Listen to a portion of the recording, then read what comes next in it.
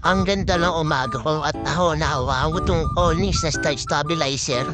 So ayan o, original na stabilizer Onyx. At napaganda. Sa ganda ng araw ngayon at may kakabit tayo ng sa NMAX version 2 na head post set. At ayan, ikakabit natin ngayong araw na to at kasama yung Onyx na yan. Napakaganda ng araw ko ngayon. Onyx na Orig stabilizer pang rider. At yan na nga ikakabit natin na head post sa NMAX version 2. Hindi pa nakakababa, tinitirahan na kaagad ni Kokoy. Napalupit talaga ni Kokoy. At ayan na may transporter na ikakabit natin sa NMAX version 2. At kanyang head post at ikakabit natin na handlebar ay yung get to wheels na fully black.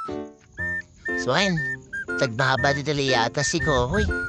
Napakaganda at napakakinis ng NMAX niya. Naka-Malaysian. At dito rin yan galing yung mag-stay na gearing.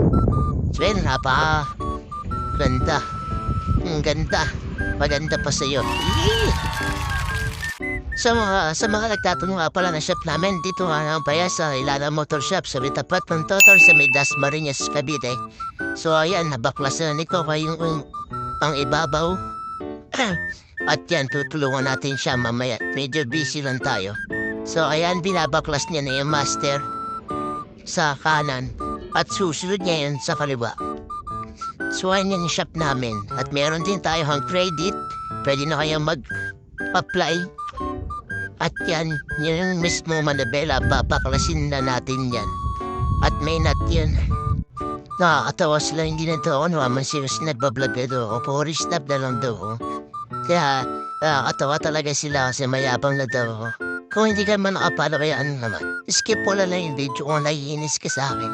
Kung hindi ka naman naiinis sa akin, pagpatuloy mo yung video at i-share mo na rin ang mga video natin. At like mo na rin. Pag tayo sumahod sa Facebook, pamimigay ako ng pesa.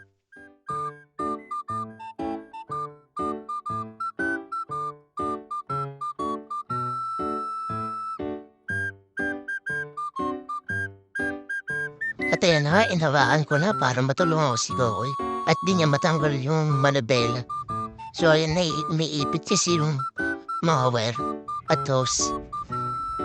At yan na natanggal na ni Kokoy. Kaya hirap na hirap si Kokoy. At yan nga pala yung loob niya. At yan pinunasan pa niya at lalagyan namin ng grasya para mas maganda pagpasok.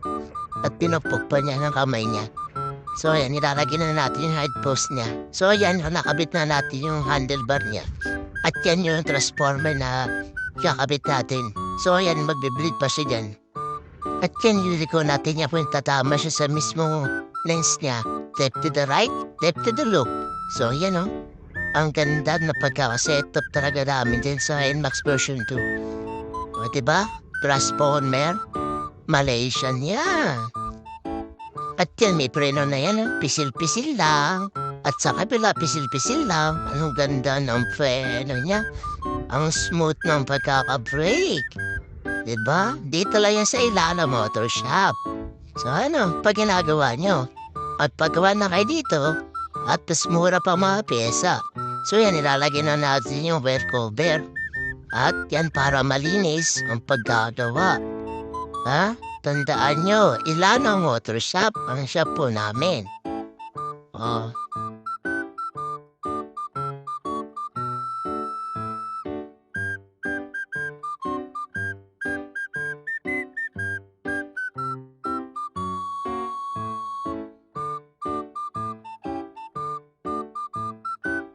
At yan, nakabit na natin yung wear cover, malinis na.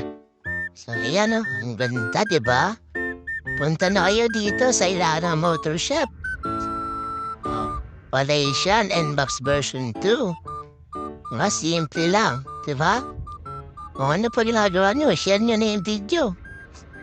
O, diba? Follow na rin nyo ako. So, ayan o. Tetesting na may-ari. So, lead talaga dito sa Ilana Motor Shop. Diba? Punta na. Tara na. Ano pa ginagawa nyo?